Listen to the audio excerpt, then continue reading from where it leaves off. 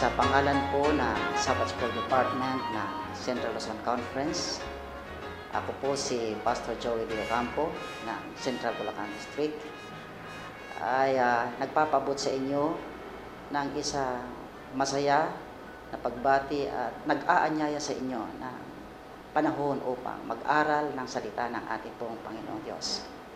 Ang paksa po natin ngayon ay nakatuon sa una at ikalawang aklat ng Tesalonica.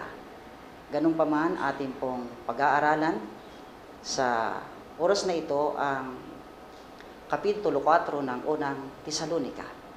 Sa aklat ng unang Tesalonica, Kapitulo 4, ay tinatalakay ni Apostol Pablo ang isang praktikal na pamumuhay na dapat maranasan ng kasalukuyang Kristiyano sa panahong ito. Ganun pa man, ating pong susuriin sa ating pong pag-aaral kung ano ang kalagayan ng naunang mananampalataya sa iglesia ng Tesalonica at kung ano ang maitutulong nito sa ating pong buhay kasalukuyan bilang tagasunod ng ating pong Panginoong Hesukristo. Sang-ayon po sa ating pong paksa, ang pamagat po nito ay namumuhay ng banal. Ating pong tutunghayan ang sinasabi sa banal na kasulatan sa aklat ng unang Tesalonica, Kapitulo 4, ang talata ay 7. Sapagkat hindi tayo tinawag ng Diyos sa karumihan, kundi tayo tinawag ng Diyos sa kabanalan. Nais ko po kayong anyayahang pansamantala, mga minamahal na mga kaibigan, sa panalangin, samantalang umaasa tayo pagpapalain ng Panginoon sa ating pong pag-aaral sa paksak ito. Tayo po ay manalangin. Ama naming Diyos na mapagpala at makapangyarihan sa lahat. Sa oras pong ito ay lumalapit po kami sa inyo. Binubuksan po namin ang aming pong puso at isipan upang tanggapin ang inyong pong mga salita na magtuturo sa amin upang lumakad ng naayon sa inyo pong banal na kalooban, upang ang ating buhay ay higit na maging malapit sa aming pong Panginoong Hesus na siyang aming pong sinasamba at pinaglilingkuran sa kasalukuyang panahon. Pagpalain po amang banal ang aming pong tagapakinig at manunood ng programang ito. Sana'y sa maikling pag-aaral ng inyong salita, sila'y makinabang at makapulot ng mga salitang magbibigay sa kanila ng inspirasyon na higit pang manampalataya at magtiwala sa aming pong Panginoong Hesus. Ito po ang aming panalangin sa banal na pangalan ng aming pong manlubos at kaibigang Panginoong Hesus. Amen. Ating pong ipagpapatuloy ang ating pong pag-aaral. Sang-ayon po sa unang Tesalonica, Kapitulo 4, talatang 1 hanggang 3, ganito po ang sinasabi. Katapos-tapusan nga, mga kapatid, kayo'y aming pinamamanhikan at inaaralan sa Panginoong Hesus na ayon sa tinanggap ninyo sa amin, na kung paanong kayo dapat magsilakad at magbigay lugod sa Diyos na gaya ng inyong paglakad upang kayo'y magsipanagana ng higit at higit. Sa talatang 2, sapagkat talastas ninyo kung ano nga mga tagubilin ang ibinigay namin sa inyo sa pamamagitan ng Panginoong Hesus, sapagkat ito ang kalooban ng Diyos sa makatwid bagay ang inyong pagpapakabanal, na kayo'y magsiilag sa pakikiapid. Sa mga talatang ito, mga minamahal na mga manunood at taga-subaybay, tinatalakay sa talatang ito ang mga praktikal na payo ni Apostol Pablo sa mga mananampalataya noong unang panahon na siya namang kapupulutan natin ng magandang aral sa ating kasalukuyang panahon. Nabanggit niya sa talatang ito ang mahalagang salita. Ang sabi po niya sa talatang 1, magsilakad at mangagbigay lugod sa Diyos na gaya ng inyong paglakad upang kayo'y magsipanagana ng higit at higit. Sa talatang ito, kung paano niya sinabi ni Apostol Pablo ang praktikal na pangungusap sa iglesia ng Salonika na kinakailangan sila ay lalo pang sumagana sa kanilang pamumuhay bilang isang mananampalataya. Sinasabi po sa talatang ito na kinakailangan na ang mananampalataya ay sumagana sa kabanalan at higit sa lahat sumagana sa pag-ibig ng ating Panginoong Diyos. Pansinin po natin, mga minamahal na taga-subaybay ng programang ito, na ang sabi sa talata ay ganito, sapagkat talastas ninyo kung anong mga tagubilin ang ibinigay namin sa inyo sa pamamagitan ng Panginoong Hesus. Mapapansin po natin sa talatang ito na ang tanging basihan ng personal na payo ni Apostol Pablo ay hindi nanggagaling sa kanyang sariling karunungan bilang kagaya din naman natin na mananampalataya sa kasalukuyan, kundi ang sabi po sa talata ay sa pamamagitan ng Panginoong Hesus. Binanggit po niya ang madiing pagpapayo sa iglesia ng Tesalonica na ang tanging pangangaral at praktikal na pagpapayong nais po niyang dalhin ay nakabase sa karunungan at katotohanan na kay Jesus. Kaya nga, kung ating pong titingnan ang ating pong pag-aaral, dahil po ito ay tumutukoy sa praktikal na pagpapayong nakabase sa ating pong Panginoong Hesukristo, higit pa ngang dinidiinan ni Apostol Pablo ang isang tanging paksa na mayroong pong kinalaman sa sexualidad. Ganun pa man, sa oras na ito ating i-relate ang usaping ito ng sexualidad tungkol sa kabanalang nais mangyari at makita ng Diyos sa buhay po natin. Ano nga ba ang sexualidad at kabanalan para sa buhay ng isang mananampalataya ngayong panahong ito? Kung ating pong babalikan ang kasaysayan, sa Hardin pa ng Eden, makikita po natin na mayroon pong dalawang institusyon ang itinatag ng Diyos.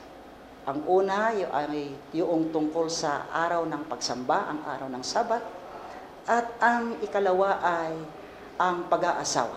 Kaya nga, ang Diyos ay nagbigay ng isang tanging paalala sa bawat isa sa atin upang pahalagahan natin ang katuruan ng pag-aasawa na kanyang itinatagpa doon sa Hardin ng Eden.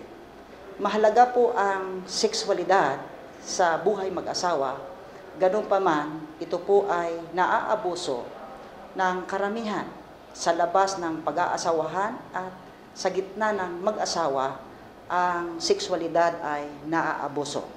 Ganun pa man, sa harapan ng Diyos mahalaga ito, kaya nga kanyang iniuugnay ang usaping ito ng sexualidad sa larangan ng kabanalan ng isang taong mananampalataya sa ating Panginoong Hesukristo.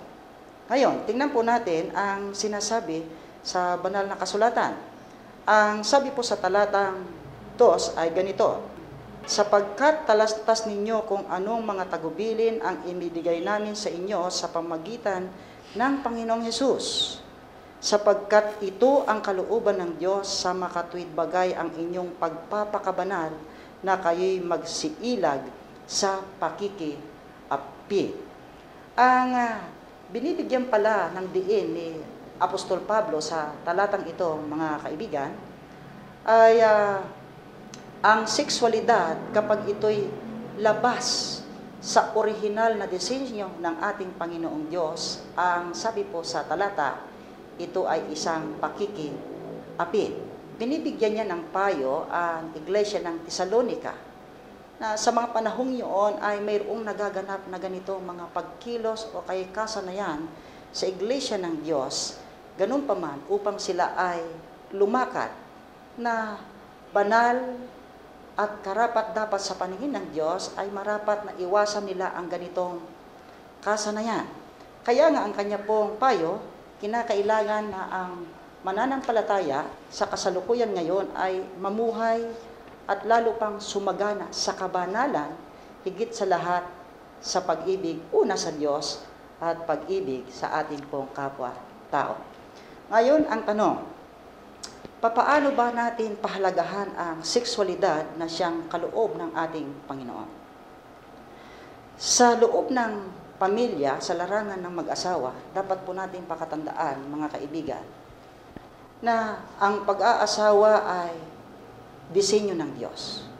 Dahil ito ay disenyo ng Diyos, marapat na ang sexualidad sa pagitan ng mag-asawa ay matagpuan na ito'y kalugod-lugod din sa harapan ng ating Panginoong Diyos. Sa paglakad sa kabanalan, mayroon pong dalawang pagkilos na salita ang ginamit at idinidiin upang mabigyang buhay ang kabanalang nais makita ng Diyos sa atin. Una, yung salita pong mamuhay, at ang ikalawa po ay yung salitang lumakad. Kapag sinabi pong lumakad, ito po'y nangungusap ng isang pagkilos na naaayon sa kalooban ng Diyos. Ganon din po sa salitang mamuhay. Ang mamuhay po ay kinakailangang maranasan ang kabanalang nais makita ng Diyos sa buhay po natin. Sapagkat ang ating pong buhay bilang mananampalataya ay hindi isang karunungan, kundi isang karanasan na dapat ay nakaugnay sa panuntunan at kalooban ng ating pong Panginoong Jesus. Tingnan po natin ang susing talata para makita po natin kung ano ang idinidiin sa talatang ito. Sapagkat tayo'y tinawag ng Diyos hindi sa ikarurumi, kundi sa pagpapagabanal. Kaya nga, dahil tayo'y tinawag sa bagay na ito, mga minamahal kong mga kaibigan at taga-subaybay ng programang ito, makikita natin na idinidiin at sinasabi ni Apostol Pablo na tayo'y mamuhay na mayroong pagkamuhi at pagtakwil ng ating pong pansariling nasa na pagkaminsay paraan ng pagkaabuso ng kaloob na sexualidad ng ating Panginoong Diyos. Ating pong didiinan ang salitang pagkaabuso sa sexualidad. Sa loob ng mag-asawa at sa labas ng pag-aasawahan ay naaabuso ang sexualidad. Sa papaano pong paraan? May mga mag-asawa, kung atin pong titingnan, na para bagang hanggang sa lisensya o kontrata lang ng pag-aasawa nakabase ang kanilang relasyon. Sapagkat maraming mga lalaki o babae na nawawalan ng privacy ang kanilang partner sa buhay pag pinag-usapan ang ating sexualidad. Hindi lamang yon.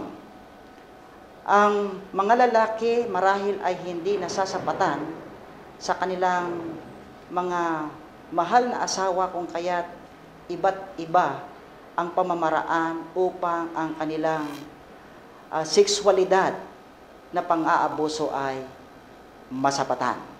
Sapagkat ang salitang kahalayan sa ating pong pag-aaral ay binanggit ni Apostol Pablo. Sinabi po rito na ang salitang kahalayan ay galing sa salitang Grego na porneia. Na ang salitang porneia ay pinanggalingan po ng salitang pornografiya o pornography, na tumutukoy po sa mga kahalayang pagnanasa o pagnanais ng isang tao sa loob man ng pag-aasawahan o sa labas ng pag-aasawahan. Ito ay malimit na nagagawa sa ating sa kasalukuyang panahon. Kung inyo pong pagmamasdan, si Apostol Pablo sa talatang ito ay idinidiin niya na nagaganap sa kanyang kasalukuyan din o sa iglesia ng Tesalonica ang ganitong ugaling kahalayan sa gitna ng mga mananampalataya. Kaya nga, ang sexualidad ay ikinukumpara ni Apostol Pablo sa larangan ng salitang kabanalan na ninais ng Diyos sa buhay ng mga mananampalataya. nagiging kalugod-lugod ang sexualidad sa harapan ng Diyos bilang kanyang kaloob kung ito'y hindi nagaganap sa kahalayan. Isa pa ngang ibig sabihin ng salitang porneia ay imoralidad. Sinasakop pa nito ang prostitusyon bilang labas ng pag-aasawahan. Kaya nga, dito sa talata na ating nabasa, bahagi ng ating pag-aaral, mga minamahal na taga-subaybay, makikita natin kung gaano pinag-uugnay ni Apostol Pablo ang naisin ng Diyos na mabuhay sa banal na pamumuhay ang mananampalataya noong unang panahon at sa kasalukuyan sa larangang sexualidad ng mag-asawa.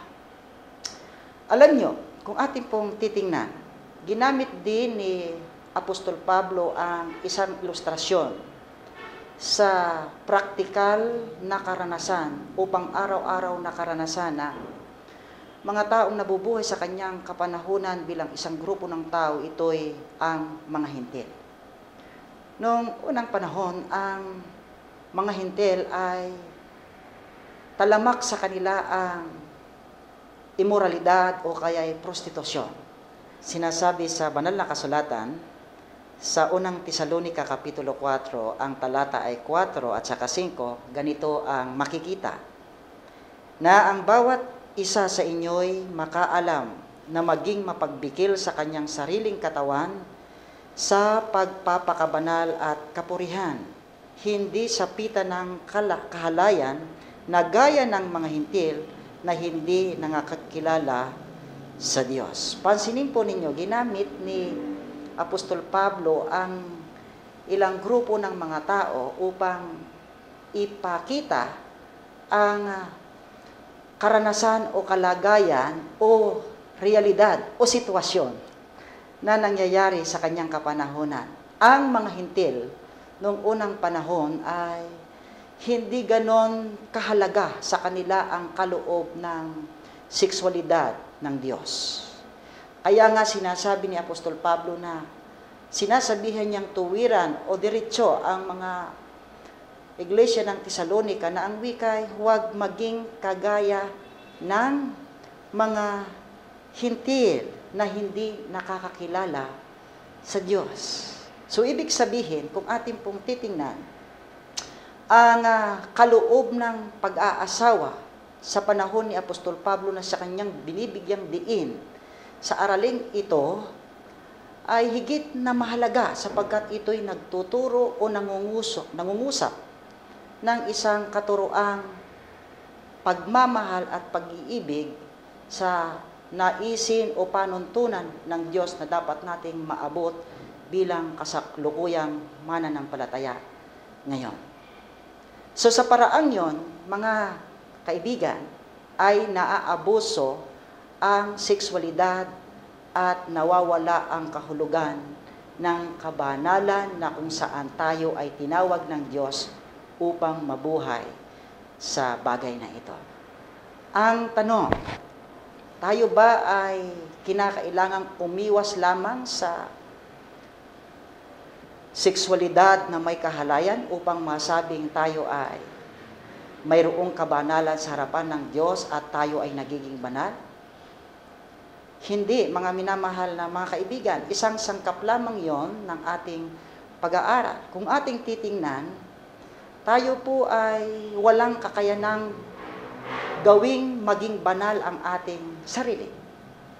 Ang tangi lamang nagpapaking banal sa buhay po natin ay walang iba ang ating Panginoong Hesukristo na siyang kinaroroonan ng kabanalan. Kaya nga, yamang tayo'y tinawag na mabuhay ng mayroong kabanalan sa harapan ng ating Panginoong Diyos, pangalagaan po natin ang relasyong sexualidad sa loob ng ating sambahayan at maging sa labas ng ating sambahayan. Alalahanin po natin na hinihimok tayo ng ating pong Panginoong Diyos, sang-ayon sa panuntunan na naisin po niyang tayo ay makarating. Kaya nga, marapat na tayo ay gumawa ng mga practical na hakbang upang higit na tayo'y matagpuan na lumalakad sa kabanalan ng ating Panginoong Diyos. At nang hindi maaboso ang kaloob na sexualidad ng ating Panginoong Diyos. Unang hakbang na dapat natin gawin ay matutuhan natin na pahalagahan o maalaman ang tunay na kahulugan ng pag-ibig. Ang pag-ibig sa kanyang sariling kahulugan ay napakalawak ang ibig sabihin nito.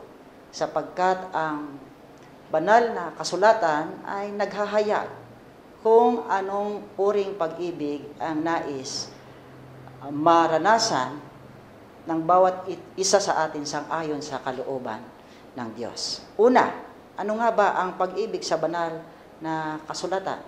Ang unang uri ng pag-ibig sa banal na kasulatan ay galing siya sa orihinal na lingwahe ng una, eros, na ito po'y tumutukoy sa pag-ibig na mayroon pong kinalaman sa sexualidad.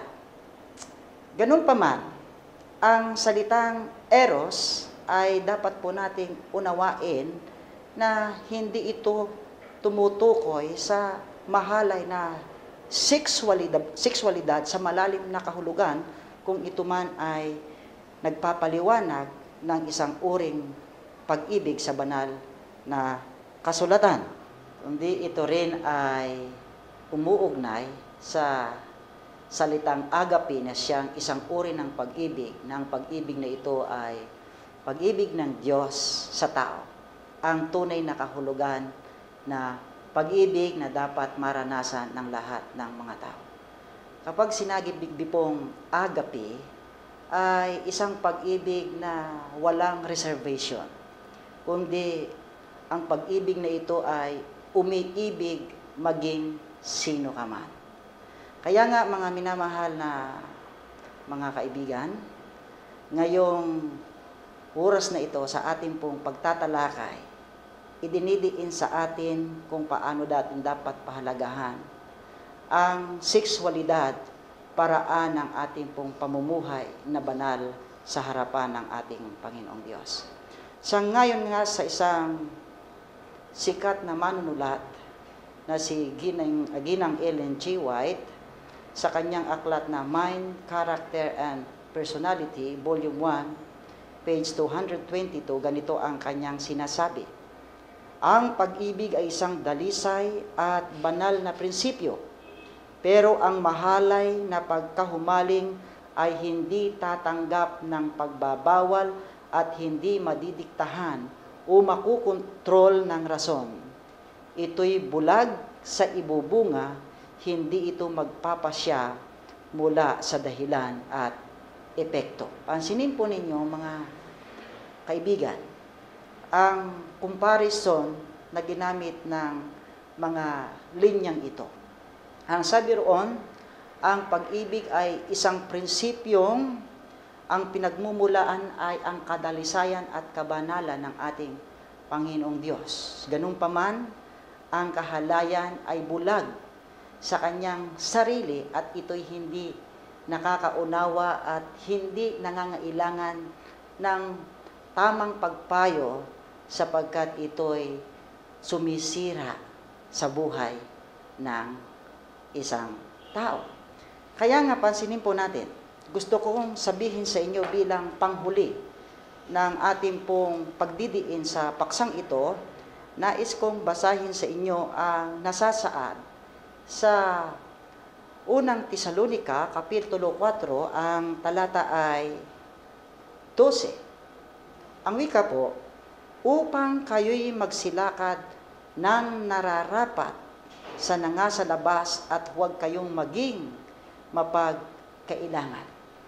Alam niyo mga kaibigan, ang kadalisayan o kalinisan ng pag-aasawa ang kalinisan ng sexualidad na siyang dapat maganap at mangyari sa mag-asawa ay isang bagay na idinidiin kung papaano tayo nagiging pagpapala at nagiging saksi ng ating Panginoon sang-ayon sa talatang ating napag-aralan.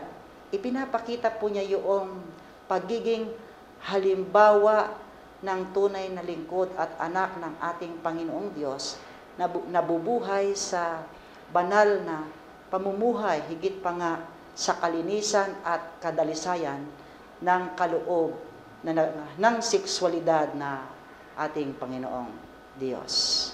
Kaya nga sa oras na ito, para sa ating pong taga-subaybay sa inyo, mga minamahal na mga kaibigan, ako po ay umaasa at nananalangin na sa ating pong mga pagsulyap sa praktikal na katotohanan at karunungang nasasaad sa ating pong pag-aaral sa banal na kasulatan, kayo nawa ay natuto at muling nasariwa ang inyong magandang relasyon bilang mag-asawa sa loob ng sambahayan at bilang individual na nabubuhay na lingkod ng ating Panginoon sa labas ng ating sambahayan.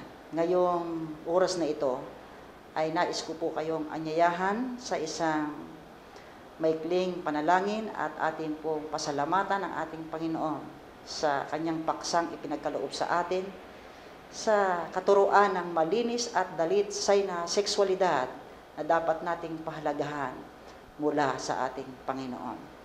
Tayo po ay manalangin. Panginoon naming Diyos na mapagpala at makapangyarihan sa lahat, kami po sa oras na ito ay nagpapasalamat sapagkat tinuruan po ninyo kaming muli upang pahalagahan ang kaloob ng sexualidad na inyo pong itinatag doon pa sa Hardin ng Eden. Kaya nga po, Amang Banal, tulungan po ninyo kaming mabuhay na mayroon pong kadalisayan, kabanalan sa inyo pong banal na harapan, na kami bilang mga mag-aasawa ay pahalagahan ang kalinisan nito sapagkat ito ang naisin po ninyo sa bawat isa sa amin, Amang Banal. Kung kami man po ay natutukso sa kahalayan, tulungan po ninyo kaming magtagumpay at tulungan po ninyo kaming mabuhay ayon sa inyong banal na kalooban.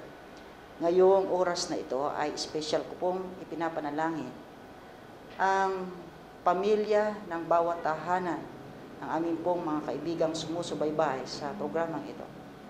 Pakilang Diyos, tulungan po ninyong maging maayos ang kanila pong relasyong mag-asawa. Tulungan po ninyong maayos ang kanila pong buhay bilang isang pamilya. At na magagayon, higit na matanyag ang inyo pong mithin at layunin sa kanila pong sambahayan na sila po ay mabuhay na mayroon pong kabanalan. Ganon din aking pong panalangin ang mga kabataan na wala pang asawa.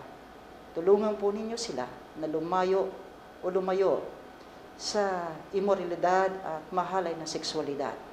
At sa kanila pong pagiging kabataan ay matagpuan na nabubuhay sang-ayon sa inyo pong banal na kalooban. At kaming lahat naman, Amang Banal, bilang inyo pong mga anak na nakikipagpunyagi sa buhay na ito, ay matagpuan ninyo na sa bawat sandali ay karapat-dapat sa inyo pong banal na harapan. Salamat po sapagkat pinakinggan ninyo ang aming pong panalangin ngayong oras na ito, sapagkat ito naman ay ipinagpapakumbaba po namin, inilalapit at ipinapanalangin sa banal na pangalan ng aming pong Panginoong Hesus. Amen. Amen. Hanggang sa muli, tayo po'y muling magkikita.